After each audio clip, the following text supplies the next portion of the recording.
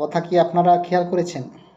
যদি আপনি বুদ্ধিমান মানুষ হন তাহলে চিন্তা করে দেখেন, একজন মেয়ে যখন অনার্স কিংবা মাস্টার্স কমপ্লিট করে বিয়ে করে, সে কিন্তু অন্যের ছেলেকে কিন্তু, অর্থাৎ তার জামাইকে কিন্তু রান্না করে খাওয়াতে হয়। আবার যখন একটা ছেলে যখন অনার্স মাস্টার্স কিংবা বড় বড় ডিগ্রি নিয়ে সে বিয়ে করে, সে কিন্তু অন্যর মেয়েকে অর্থাৎ তার বউকে সে কিন্তু এই যে কর্ম করে খাওয়াচ্ছে।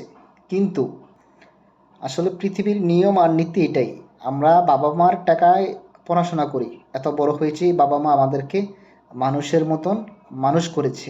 কিন্তু পরিশেষে আপনি যদি একটা জিনিস চিন্তা করেন, বাবা মা, হোক সেটা মেয়ের পক্ষে হোক সেটা ছেলের পক্ষে, বাবা মা যে আমাদেরকে এত কষ্ট করে লালন পালন করালো, শিক্ষিত বানাইলো, তারা কি ভোগ করে যেতে পারলো কিছু?